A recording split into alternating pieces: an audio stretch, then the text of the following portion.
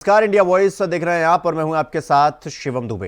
India voice के बेहद खास कार्यक्रम खबर दिन भर में आप सबका स्वागत। बुलेटिन की शुरुआत करेंगे, रुक करेंगे खबरों की ओर। संसद का बजट सत्र आज से शुरू हो गया। इस दौरान राष्ट्रपति द्रौपदी मुर्मू ने अपने अभिभाषण में मोदी सरकार की उपलब्धियों को गिनवाया। राष्ट्रपति ने संसद के दोनों सदनों को संबोधित करते हुए कहा कि भारत जल्द दुनिया की तीसरी बड़ी इकोनॉमी बनने की ओर बढ़ रहा है। सुनिए। ग्राम सड़क योजना उनके विजन का पर्याय बनी हुई है। देश में अब 71,000 वंदे भारत, अमृत भारत और नमो भारत ट्रेन चल रही है, जिनमें पिछले 6 माह में ही 17 नए वंदे भारत और एक नमो भारत ट्रेन को जोड़ा गया है।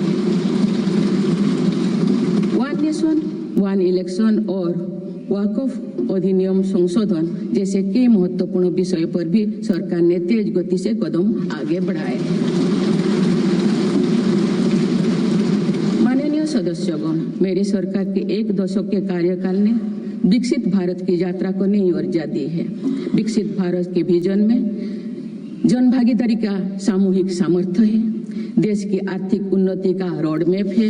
विकसित भारत की उड़ान को हमारे संविधान के आदर्शों का सतत मार्गदर्शन मिलता रहे, इसके लिए सरकार ने सेवा, सुशासन, समृद्धि और स्वाभिमान इन प्रमुख सिद्धांतों को गवर्नेंस के केंद्र में रखा है। सरकार रिफॉर्म, परफॉर्म और ट्रांसफॉर्म के अपने संकल्पों को तेज गति से आगे बढ़ा रही है।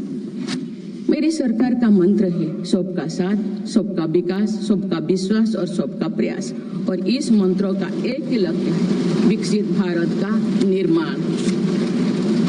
माननीय सदस्यगण, जब देश के विकास का लाभ अंतिम पायदान पर खड़े व्यक्ति को भी मिलने लगता है तो भी विकास सार्थक होता है। मेरी अंत्योदय की वह भावना है जिसके प्रति मेरी सरकार संकल्पित रही है। गरीब को गरिमापूर्ण जीवन मिलने से उसमें जो सशक्तिकरण का भाव पैदा होता है और गरीबी से लड़ने में उसकी मदद करता है। स्वच्छ भारत अभियान के तहत बने 12 करोड़ शौचालय, प्रधानमंत्री उज्ज्वला योजना के तहत निःशुल्क दिए गए 10 करोड़ गैस कनेक्शन, 80 करोड़ जरूरतमंदों का राशन, सौभाग्य योजना, जल जीवन मिशन जैसे अनेक योजनाओं में गरीब को ये भरोसा दिया गया है कि वे सम्मान के साथ जी सकते हैं। ऐसे ही प्रयासों की वजह से देश के 25 करोड़ लोग गरीबों को परास्त करके आज अपने जीवन में आगे बढ़ रहे हैं। इन्होंने न्यू मिडिल क्लास का एक ऐसा समूह तैयार किया है जो भारत की ग्रोथ को नई ऊर्जा से भर रहा है। माननीय सदस्यगण, भारत जैसे देश की आर्थिक उन्नति मध्यम वर्ग मिडिल क्लास की आकांक्षाओं और उनकी पूर्ति से परिभाषित होती है। मध्यम वर्ग जितने बड़े सपने देखेगा, देश उतने ही ऊंचा उड़ान भरेगा। मेरे सरकार ने मुक्त स्वर से मध्यम वर्ग के योगदान को न केवल स्वीकारा है बल्कि हर मौके। तो शुक्रवार को देश में बजट सत्र की शुरुआत हुआ और 1 फरवरी 2025 को वित्त मंत्री निर्मला सीतारमण आम बजट पेश करेंगी। इससे पहले प्रधानमंत्री नरेंद्र मोदी ने अपने संबोधन में मां लक्ष्मी को प्रणाम किया और कहा कि देश की जनता ने हमें तीसरी बार दायित्व सौंपा है और हमारी तीसरी सरकार का यह पहला पूर्ण बजट है। गरीब मध्यम वर्ग पर मां लक्ष्मी की कृपा है। इसके साथ ही उन्होंने कहा कि शनिवार को पेश होने वाला बजट देश में नया विश्वास पैदा करेगा। समृद्धि की देवी मां लक्ष्मी को प्रणाम करता हूं।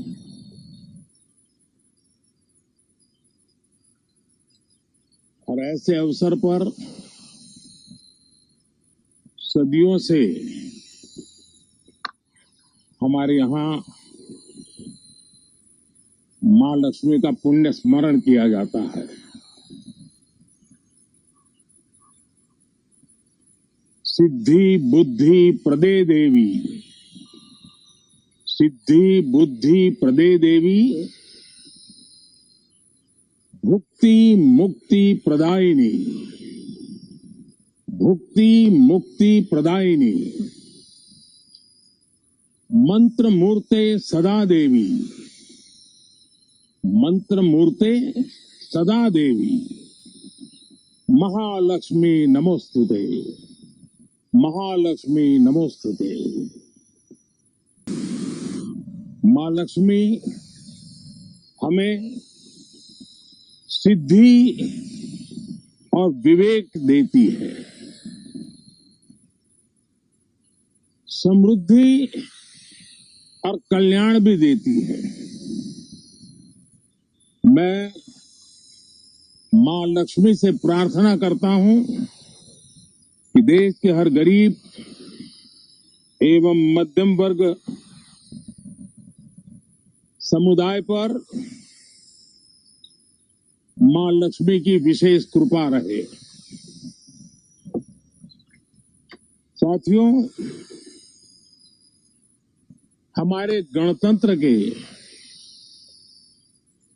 75 वर्ष पूरे हुए हैं।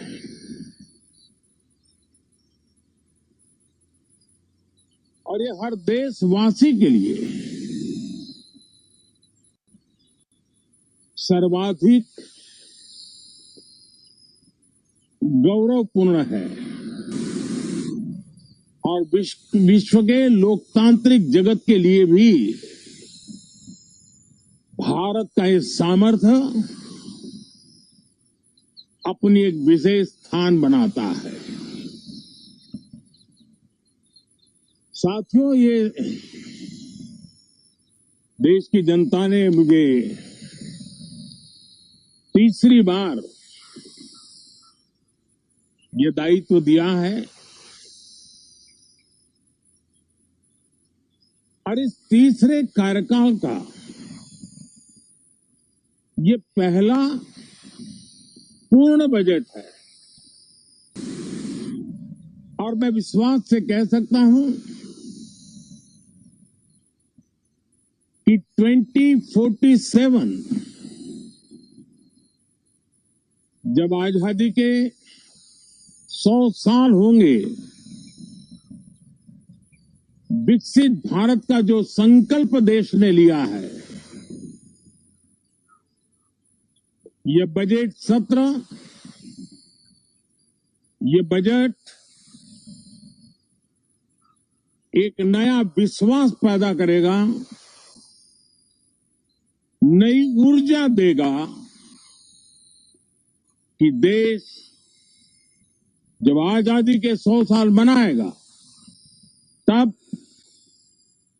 विकसित होकर रहेगा। 140 करोड़ देशवासी अपने सामूहिक प्रयास से इस संकल्प को परिपूर्ण करेंगे। तीसरे टर्म में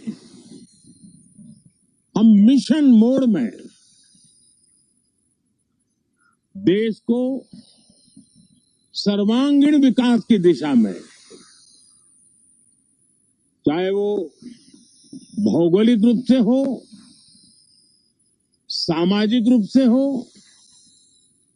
या आर्थिक भिन्न भिन्न स्तर के संदर्भ में हो, हम सर्वांगीण विकास के संकल्प को लेकर के मिशन मोड में आगे बढ़ते जा रहे हैं। Innovation, inclusion. तो यहां पर रुकेंगे एक छोटे से ब्रेक के लिए। खबरों का सिलसिला जारी है, फौरन लौट रहा है। तो ब्रेक के बाद एक बार फिर आप सबका स्वागत है मेरे साथ। रुक करेंगे अगली खबर की ओर। दिल्ली के लक्ष्मी नगर में अरविंद केजरीवाल ने जनसभा की, जिसमें उन्होंने कहा कि बीजेपी ने हार मान ली है, अब बीजेपी नहीं उनके लिए दिल्ली पुलिस चुनाव लड़ रही है। हमारे कार्यकर्ताओं को दिल्ली पुलिस उठा रही है। अगर आपने बीजेपी की गुंडागर्दी के खिलाफ वोट दे दिया तो इस बार भी हमारी सीट 60 के पार हो सकती है। सुनिए अरविंद केजरीवाल ने क्या कुछ कहा। करने की वजह से आज दिल्ली का पानी सही हो गया है। हरियाणा वाले डर गए, उन्होंने दिल्ली का पानी सही करके भेज दिया है। केजरीवाल कहते हैं केजरीवाल लड़ता बहुत है, मैं अपने लिए थोड़ी। अगर अभी मैं नहीं लड़ता इनसे, अगर मैं शोर नहीं करता, आज दिल्ली के अंदर कम से कम आधी दिल्ली का पानी बंद हो गया होता, क्योंकि वो 7 ppm का पानी हम आपको पिला नहीं सकते थे। उसको हमें यमुना में बहा देना पड़ता। आधी दिल्ली के अंदर पानी बंद हो जाता, 1 करोड़। और इनका मकसद क्या था? इनका मकसद था दिल्ली में पानी की शॉर्टेज कर दो, ताकि चुनाव के पहले सारा ठीकरा केजरीवाल के सर पे पड़े कि केजरीवाल पानी नहीं दे पा रहा, केजरीवाल पानी नहीं दे पा रहा। अरे इतनी गंदी राजनीति क्यों करते हो यार पानी की? पानी तो पिला दो लोगों को। तो मैं आपको खुशखबरी देना चाहता हूं, अब पानी ठीक हो गया, यमुना के अंदर पानी साफ आने लग गया, पूरा पानी मिलेगा आपको, चिंता ना करो। मैंने इनको बोला, चिट्ठी लिखी है मैंने इलेक्शन कमीशन को।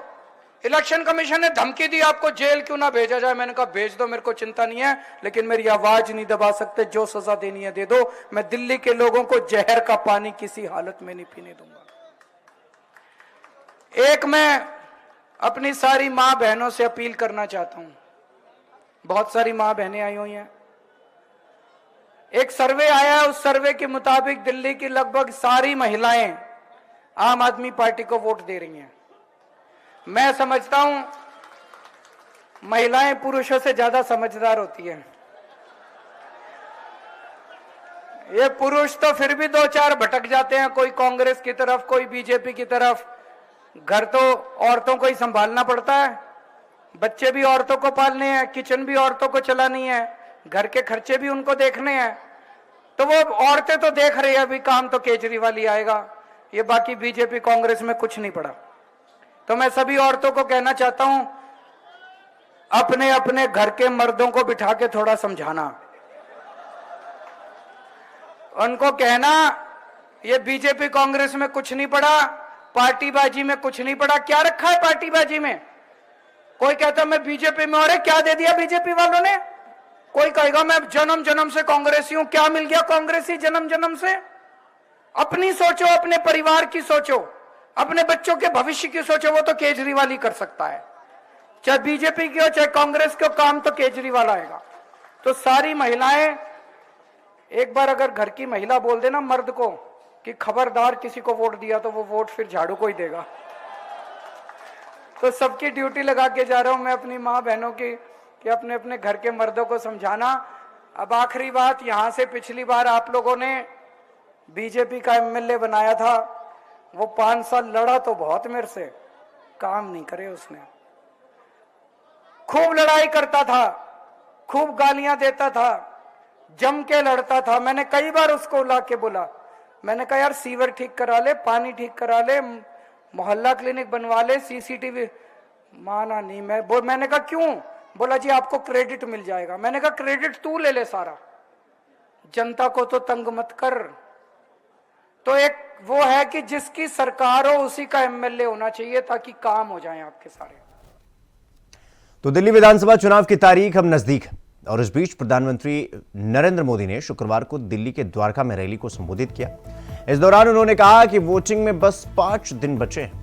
प्रधानमंत्री मोदी ने कहा कि दिल वालों की दिल्ली ने ठान लिया है, आपदा वालों को भगाना है, इस बार भारी बहुमत से बीजेपी की सरकार बनाना है। जब भी द्वारका आता हूं, भगवान श्री कृष्ण की नगरी द्वारिका की याद आना स्वाभाविक। भाजपा दिल्ली को कितना आधुनिक बनाना चाहती है, उसकी एक झलक यहां द्वारिका में दिखती है। केंद्र सरकार ने यहां यशोभूमि का निर्माण कराया, इससे हजारों नौजवानों को रोजगार मिला, लोगों का बिजनेस बढ़ा।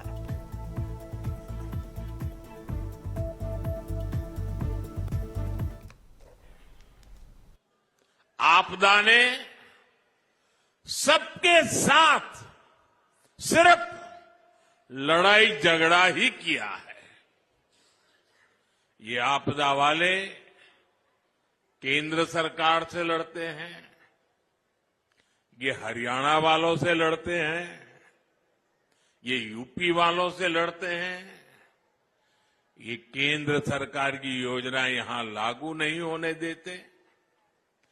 दिल्ली में यही आपदा वाले रहे तो दिल्ली विकास में पिछड़ती चली जाएगी और बर्बाद होती जाएगी।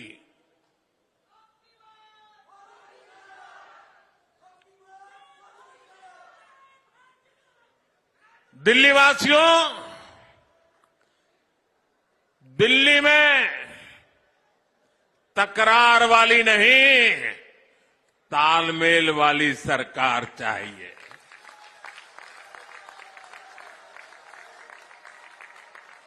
ताकि मिलजुल करके दिल्ली की हर बड़ी समस्या का समाधान हो। साथियों, हमें मिलकर दिल्ली को लूट और झूठ की आपदा से मुक्त कराना है। आपदा वालों ने दिल्ली को अपनी राजनीति चमकाने का एटीएम बना दिया है। आपदा वालों ने दिल्ली का पैसा निचोड़ लिया है, लूट लिया है। दिल्ली में घोटाले करके ये आपदा वाले काले धन से देश के दूसरे राज्यों में राजनीति चमकाते हैं। मेरा अपना तो कोई घर नहीं है, लेकिन मेरा सपना है कि मैं हर गरीब को पक्का घर दूं। लेकिन यहां की आपदा सरकार पूरी ताकत से जुटी हुई है कि आपको पक्के घर न मिल पाए। मैं देश के दिल्ली की युवा पीढ़ी से कहना चाहता हूं, आपके मां बाप ने जिन मुसीबतों को झेला है, मैं नहीं चाहता हूं कि आप अपने बच्चों को भी वही मुसीबतें विरासत में दे करके जाएं।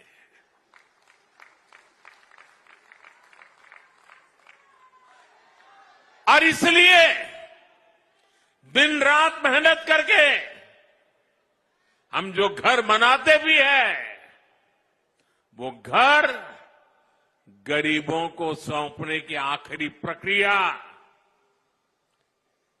जब दिल्ली सरकार को पूरी करनी होती है, लेकिन आपदा वाले आज भी केंद्र सरकार के बनाए हुए हजारों घर दिल्ली के गरीबों को नहीं सौंपते। गरीबों के प्रति कितनी नफरत है। बने बनाए घर बर्बाद हो रहे हैं और दूसरी तरफ अपने लिए करोड़ों का शीश महल बनवाने वालों को गरीब का ये दर्द कभी भी समझ नहीं आएगा। गरीबों को घर के लिए यहां भाजपा की सरकार बनना जरूरी है। हमारी सरकार में यहां दिल्ली में गरीबों को घर देने का काम डबल रफ्तार से पूरा किया। एक बार फिर डंके की चोट पर कह रहा हूं, दिल्ली में भाजपा सरकार बनते ही तो हरियाणा के सीएम नायब सिंह सैनी और अनिल विज में सब कुछ ठीक नहीं है। सरकार के 100 दिन पूरे होने के बाद अब दोनों नेताओं के बीच खटपट उजागर हो गई। परिवहन मंत्री अनिल विज ने सरकार में सुनवाई न होने और उनके आदेशों की अनुपालना न होने पर सीएम नायब सिंह सैनी को लेकर बड़ा बयान दिया। साथ ही इशारों में अनिल विज ने सीएम नायब सिंह सैनी को आड़े हाथों लिया। इससे पहले गुरुवार को अनिल विज ने कहा था कि वो अब जनता दरबार के बाद ग्रेवियंस कमेटी की मीटिंग में नहीं जाएंगे। इससे पहले बीती भाजपा सरकार के दौरान उस समय के मुख्यमंत्री रहे मनोहर लाल के साथ भी अनिल विज की तकरार होती रहती थी। आपको बता दें कि सीएम नायब सिंह सैनी दिल्ली विधानसभा चुनाव के प्रचार प्रसार में व्यस्त हैं और कुछ दिन से दिल्ली में ही डेरा डाले हुए हैं। अगर मैं कह रहा हूँ कि मेरे खिलाफ मुझे हरियाणा की कार्रवाई की गई है तो तुरंत उनके खिलाफ कार्रवाई करनी चाहिए। कार्रवाई ना करो कम से कम तबादला तो किया ही जाना चाहिए था, पार्टी से तो निकाला ही जाना चाहिए था। 100 दिन तक कुछ नहीं किया गया। अब तो करे ना करे मुझे कोई फर्क नहीं पड़ता। अब करे ना करे मुझे कोई फर्क नहीं। तो गंभीर बात, वो बात इसलिए है कि हमारे मुख्यमंत्री जी उड़न खटोले से नीचे नहीं उतरते। जिस दिन से मुख्यमंत्री जी बने हैं वो उड़न खटोले पे ही है, नीचे उतरे तो जनता का उतर चुका। तो ये मेरी आवाज नहीं है, ये सारे एमएलए और सारे एमपी। तो दिल्ली विधानसभा चुनाव से 5 दिन पहले आम आदमी पार्टी के 7 मौजूदा विधायकों ने पार्टी से इस्तीफा दे दिया। इन सभी ने विधानसभा चुनाव में टिकट न मिलने और आम आदमी पार्टी में भ्रष्टाचार को इस्तीफे की वजह बताई। महरौली से 2 बार के पार्टी विधायक नरेश यादव ने कहा, आम आदमी पार्टी का उदय भ्रष्टाचार के खिलाफ हुए अन्ना आंदोलन से भारतीय राजनीति से भ्रष्टाचार को मुक्त करने के लिए हुआ था, लेकिन अब मैं बहुत दुखी हूं कि भ्रष्टाचार आम आदमी पार्टी बिल्कुल भी कम नहीं कर पाई, बल्कि आम आदमी पार्टी ही भ्रष्टाचार के दलदल में लिप्त हो चुकी। आम आदमी पार्टी ने 21 नवंबर से 15 नवंबर के बीच यानी 25 दिनों में कुल 4 लिस्ट में 70 प्रत्याशियों के नाम घोषित किए थे। इस बार 26 मौजूदा विधायकों के टिकट काटे गए हैं। 4 विधायकों की सीट बदली गई है। दिल्ली में 5 फरवरी को वोटिंग होना है और जिसका परिणाम 8 फरवरी को आना है।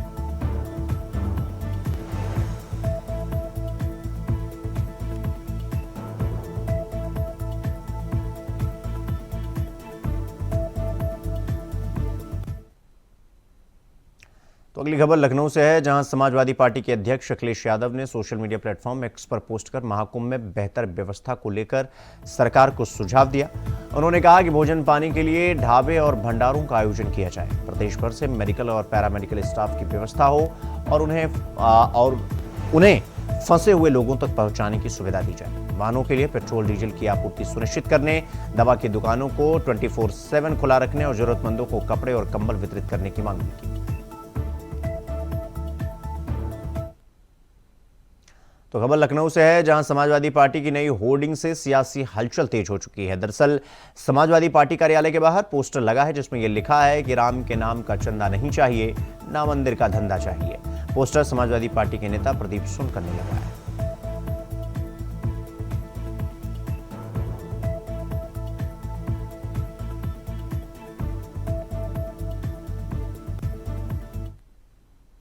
तो समाजवादी पार्टी की स्टार प्रचारक सांसद डिंपल यादव के रोड शो को लेकर अज्ञात सपा कार्यकर्ताओं के खिलाफ थाना इनायत नगर में आचार संहिता उल्लंघन का मुकदमा दर्ज किया गया। सब इंस्पेक्टर आलोक कुमार सिंह की तहरीर पर मुकदमा दर्ज किया गया। रोड शो के दौरान अनुमति से अधिक वाहनों का प्रयोग किया गया।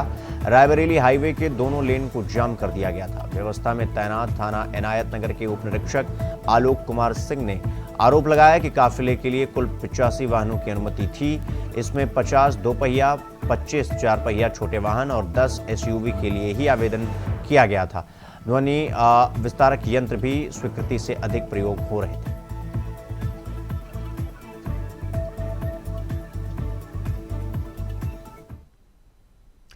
वाराणसी के मान मंदिर घाट के सामने गंगा पार के पास नाव पलट गई और जानकारी के अनुसार नाव में सवार सभी यात्री ओडिशा के रहने वाले थे और वो नाव में सवार होकर गंगा नदी के दर्शन कर रहे थे। तभी एक बड़ी नाव और छोटी नाव की आपस में टक्कर हो गई। इससे एक नाव पलट गई। राहत की बात तो ये रही कि नाव में सभी सवार लोगों ने लाइफ जैकेट पहन रखी थी, जिससे उनकी जान बच गई। वहीं घटना की जानकारी मिलते ही मौके पर पहुंची एनडीआरएफ और जल पुलिस ने सभी लोगों को बाहर निकाला। घटना के बाद एनडीआरएफ ने बयान जारी कर बताया कि सभी 60 श्रद्धालुओं को बचा लिया गया और बड़ा हादसा होते होते टल गया।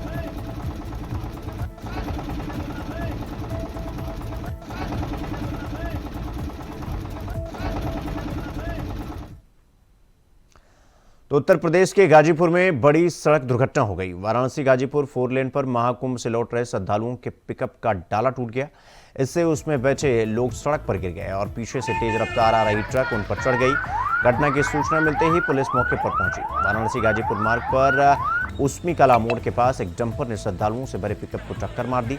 इस दर्दनाक सड़क हादसे में 6 लोगों की मौत हो गई, जबकि कई अन्य लोग घायल भी हो गए। पिकअप में सवार सभी श्रद्धालु महाकुंभ में स्नान कर लौट रहे थे। बताया जा रहा है कि सभी यात्री गोरखपुर के निवासी थे। मीडिया रिपोर्ट्स के मुताबिक पिकअप में 24 लोग बैठे थे। हादसे में 2 महिलाएं, 2 पुरुष और 2 बच्चों की मौके पर ही मौत हो गई। 13 लोग गंभीर रूप से घायल हुए, बाकी 5 लोगों को हल्की चोटें आई।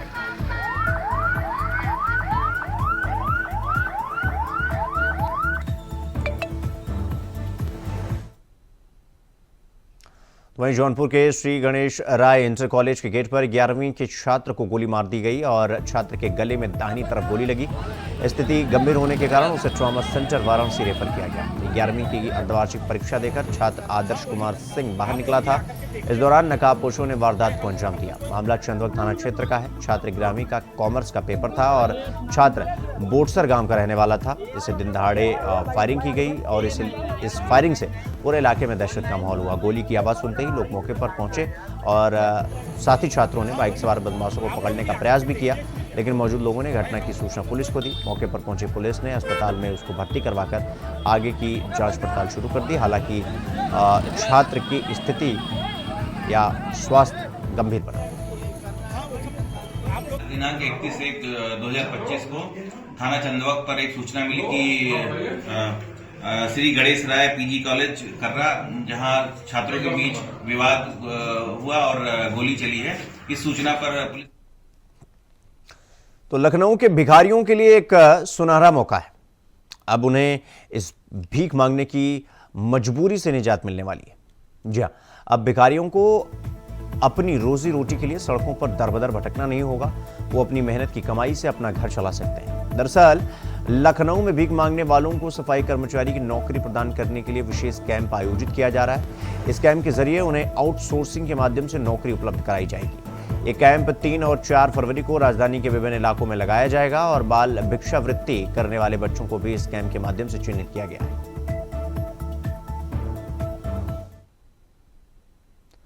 तो खबर दिन भर में आज के लिए बस इतना ही। देश और दुनिया की तमाम खबरों को देखने के लिए देखते रहिए इंडिया वॉइस। नमस्कार।